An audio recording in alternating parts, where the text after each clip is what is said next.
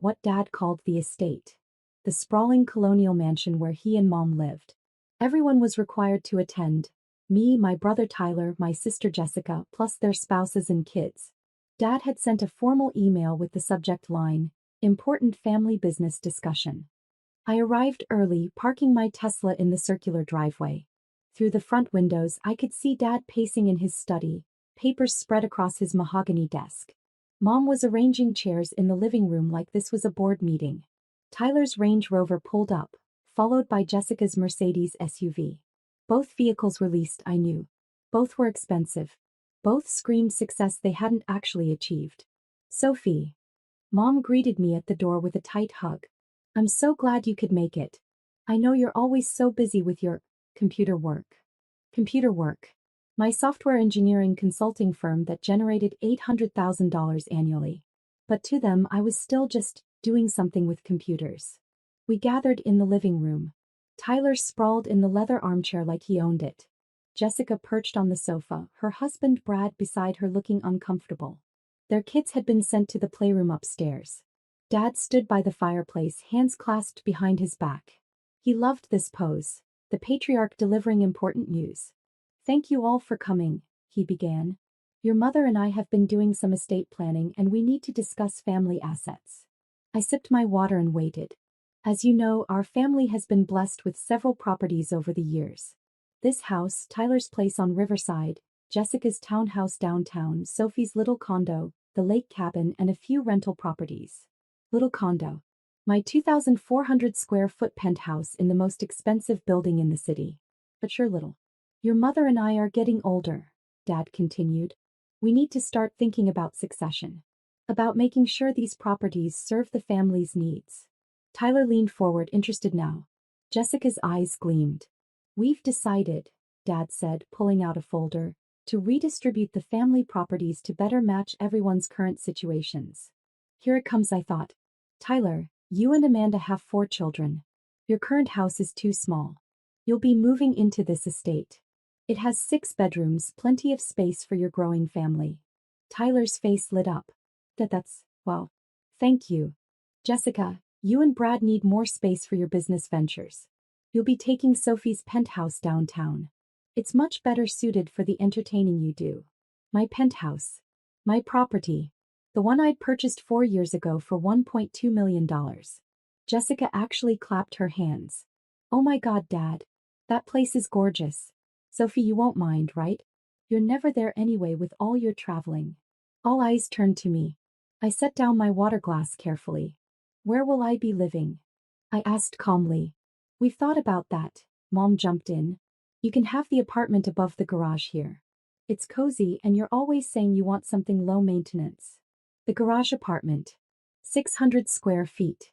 No view. Originally designed for a live-in housekeeper. "And what about my current place?" I asked. "Jessica needs it more," Dad said firmly. "She's building a business, networking with important people. You're just working remotely. You can do that from anywhere." Tyler was already on his phone, probably texting Amanda about the mansion. Jessica was making notes, likely planning her redecorating. "What about the rental properties?" I asked. "Those will be divided between Tyler and Jessica to manage. They need the passive income for their families. You're doing fine on your own." I nodded slowly. "And you've already made these decisions. This isn't a discussion, it's an announcement." "We're your parents," Dad said. "We know what's best for the family as a whole. Sometimes that means individual sacrifice for the greater good." "Individual sacrifice," I repeated. Interesting way to phrase taking my home. "It's not your home, Sophie," Mom said gently. "It's family property. Your grandmother's trust provided the down payment years ago. That makes it family property." I pulled out my phone and opened a specific folder. One I'd been preparing for exactly this moment. "Dad, do you remember what happened 8 years ago? The market crash." His face tightened. "That's ancient history. Your real estate investments collapsed. You were over-leveraged, drowning in debt, facing foreclosure on everything. This mansion, Tyler's house, Jessica's townhouse, the lake cabin, all the rental properties. The bank was taking all of it. We went through a rough patch," Dad said stiffly. "We recovered." "No, you didn't recover. I recovered you. I stood up, phone in hand. I was 26 years old. I just sold my first startup for $4.5 million. You came to me desperate, begging for help. Do you remember what you said? Silence. You said, Sophie, you're good with money. Help us figure this out. So I did. I bought everything. All of it. Every single property you were about to lose. Tyler sat up straight. What are you talking about? 8 years ago, I purchased this mansion, Tyler's house, Jessica's townhouse, the lake cabin, and all 6 rental properties. I paid off Dad's debts, cleared the mortgages, and saved the family from complete financial ruin. Jessica's face had gone pale. That's not possible. We own our houses. No, you don't. You live in my houses. Rent-free. All of you. For 8 years. I pulled up documents on my phone. Every property is owned by Clearview Holdings LLC. That's my company. My name is on every deed. Dad's face had turned red. You said you'd help us. You didn't say you were buying everything. You assumed I'd loan you money. I actually said I'd handle it. I handled it by becoming your landlord. This is ridiculous, Tyler said, standing. Even if that's technically true, these are family properties. You can't just claim them. I'm not claiming anything. I already own them. Have for 8 years.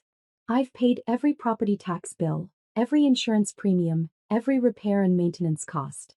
Out of my pocket. While you all lived rent-free and told people you owned these places. Mom's voice shook. Why would you deceive us like this? I didn't deceive anyone. I saved you from bankruptcy. And I never told you because, I gestured around the room, because of exactly this. The moment you knew I had money, it would become family money. My success would become something you were entitled to. We're your family. Jessica had been sharing. For 8 years.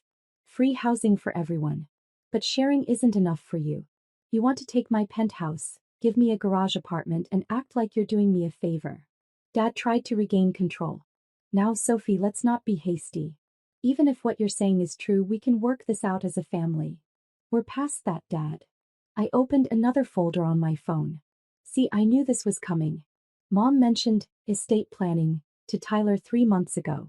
Tyler told Jessica. Jessica told her realtor friend she'd be moving soon. Word gets around.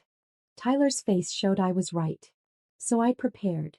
I pulled up a document and turned my phone to show them. These are eviction notices for all family members currently occupying my properties without valid lease agreements. That's this mansion, Tyler's house, Jessica's townhouse, the lake cabin, and 3 rental properties where extended family members live. You can't evict your own family. Mom gasped. Watch me. You're all receiving formal notices this week. 30 days to vacate. Where are we supposed to go? Tyler demanded. That's not my problem. You're adults. Figure it out. Jessica started crying. We have kids. You'd make your nieces and nephews homeless. You're making them homeless by assuming you could take my property. I'm just enforcing consequences. The room exploded. Tyler shouting about betrayal. Jessica sobbing. Mom begging. Dad threatening legal action. Brad sat frozen, probably realizing his entire lifestyle was built on a foundation that was crumbling. I stood and headed for the door. Sophie. Dad's voice boomed. If you walk out that door, you're not part of this family anymore. I turned back. Dad, you just tried to give away my house and stick me in a garage apartment. I haven't been part of this family for a long time. I've been the ATM. The eviction notices were served on Tuesday. My attorney, Marcus Chin, handled everything personally, delivering each notice with a police officer present as witness. The phone calls started immediately. Angry calls from Tyler. Desperate voicemails from Mom. Even my Uncle Frank called. He'd been living rent-free in one of my rental properties for 4 years and had just been served his eviction notice. I blocked most of them and forwarded the rest to Marcus. Your family is threatening to sue, Marcus told me over lunch. They're claiming elder abuse, fraud, and something called family property rights that doesn't actually exist in law. Let them sue. I have every document, every deed, every payment record. It's all clean. They're also telling people you're stealing from them. Your sister posted on Facebook that you're evicting your elderly parents from their home. I pulled out my phone and looked at Jessica's post. There I was, painted as the villain. Cold-hearted daughter throwing her family onto the streets. The years calling me greedy. Family friends expressing shock. Let them talk, I said. The truth will come out. And it did 3 days later when Tyler tried to refinance his house and discovered he wasn't on the deed. The bank officer, confused, had pulled the property records. Tyler's mortgage broker called him with the news. Sir, you don't own this property. Clearview Holdings LLC does. Have you been renting? Tyler's furious call to me was almost amusing. The bank says I don't own my house. They're saying some company owns it. What did you do? I told you at the family meeting. I own that house. I've owned it for 8 years. This is identity theft. Fraud. I'm calling the police. Go ahead. Explain to them how you've been living rent-free in someone else's property for 8 years while telling everyone you own it. I'm sure they'll be very sympathetic. He hung up. The real explosion came when Dad tried to get a home equity line of credit on his mansion. The bank pulled the deed and found the same thing. Clearview Holdings LLC owner, Sophie Morrison. Dad showed up at my office downtown, security calling up to warn me. Let him come, I said. He burst into my office red-faced and furious. You forged documents. You stole our house. I have every bank statement, every closing document, every payment record from 8 years ago. Your signature is on the documents selling me the properties. You want to see them? I pulled up my file server and turned my monitor toward him. Folder after folder of legal documents, all properly executed, all with his signature. His face went from red to white as he scrolled through. You actually bought everything? Yes. We had no idea. You never asked. You assumed. Just like you assumed you could give away my penthouse and stick me in a garage apartment. He sank into a chair. What do you want, Sophie? Money? We don't have any. I know you don't. You've been living beyond your means for years, pretending the houses were yours, taking out credit cards and personal loans against future income you'll never have. I pulled up another document. Tyler owes $85,000 in credit card debt. Jessica's business has lost money for 3 straight years. You and Mom have $170,000 in personal loans. I know everything. How? Because I'm not stupid, Dad. I'm the one who bailed you out 8 years ago. Did you really think I wouldn't keep track? So what now? You throw us all out and laugh while we struggle? No. I enforce boundaries you should have respected. I pulled out a new folder. Here's what's going to happen. You have 30 days to vacate the mansion. Tyler has 30 days to vacate his house. Jessica has 30 days to vacate her townhouse. Everyone living in my rental properties has 30 days. We'll be homeless. You'll be adults facing the consequences of your assumptions. But I'm not heartless. I slid papers across my desk. These are lease agreements. Market rate for each property. If you can afford it, you can stay as legitimate tenants. First month, last month, security deposit, standard terms. Miss one payment and eviction proceeds immediately. Dad looked at the paper listing market rates. The mansion is $8,500 a month? We can't afford that. Then you downsize. Find something you can afford. Welcome to reality, Dad. This is cruel. No, what's cruel is spending 8 years living rent-free in my properties, then trying to take more without asking.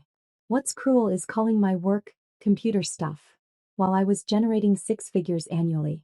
What's cruel is treating me like I was less important than Tyler and Jessica, then expecting me to subsidize everyone forever. He sat in silence, the lease agreement in his hands. I built an empire, Dad. 12 properties. $3 million in equity. A consulting business that spans 5 countries. I did all of that while quietly supporting every member of this family. I leaned forward. And you thanked me by trying to give away my penthouse. We didn't know. You didn't care to know. There's a difference. The 30 days passed. Dad and Mom signed a lease for a 3-bedroom house I owned in a different neighborhood. $2,800 a month, which stretched their retirement income. Tyler and Amanda had to downsize dramatically to a rental they could actually afford. Not one of mine. Jessica moved in with Brad's parents, her ego crushed. Uncle Frank found a studio apartment. The other extended family members scattered to places within their actual budgets. My properties were re-rented within weeks. Professional tenants, background checked, properly screened. People who paid on time and took care of what they rented. 3 months later, Tyler showed up at my office. No appointment, but security called up and I agreed to see him. He looked different. Thinner. Tired. But also more present somehow. I'm not here to ask for anything, he said immediately. I just wanted to say, I get it now. I waited. Amanda and I are in a 2-bedroom apartment. A used Honda. We're on a budget for the first time in our lives. He laughed bitterly. It's humiliating. But it's also real. We're not pretending anymore. That's good, Tyler. I didn't know you owned everything. But I should have known something was off. The property taxes alone on that house should have been $15,000 a year. I never paid them. Never even saw a bill. I never questioned it because I didn't want to know. Willful ignorance. Yeah. He looked at me directly. I'm sorry. For assuming. For thinking you owed us something. For going along with Dad's plan to take your penthouse. You built something real and we treated it like it was ours to distribute. It was the most honest conversation we'd ever had. Thank you for saying that. Are you happy? He asked.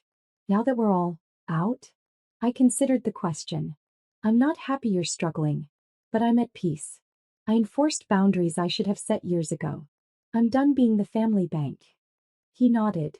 For what it's worth, Amanda says you did the right thing. She's the one who made me come here. Tell her thank you. After he left, I looked out my office window at the city skyline. Somewhere out there were my 12 properties, all properly managed, all generating income, all legally protected. Dad called that evening. Your mother wants to invite you to dinner. At our rental house. I don't think that's a good idea yet. She's not asking for money. She just misses you. I felt something crack in my chest. I miss her too. But Dad, I need you to understand something. I'm not coming back to the way things were. Where my success is dismissed and my property is considered family assets. I know. I'm learning that. He paused. The lease payment is due next week. We'll have it on time. Good. Sophie, you built something incredible. I'm sorry I didn't see it. I'm sorry I didn't celebrate it. I'm sorry I tried to take it. My throat tightened. Thanks, Dad. Maybe in a few months we could have that dinner? After we've proven we can respect your boundaries. Maybe. Let's see how it goes. 6 months later, I sat in my penthouse. My penthouse, still mine, never given away, and reviewed my property portfolio. 14 properties now. I'd bought 2 more with the rental income from the others. Mom and Dad paid their rent on time every month. Tyler and Amanda were rebuilding their finances slowly, painfully, but genuinely. Jessica had gotten a real job. Corporate, steady with benefits. The family was learning to stand on their own. And I was learning that boundaries weren't cruel. They were necessary. My empire stood solid. Built by me, owned by me, protected by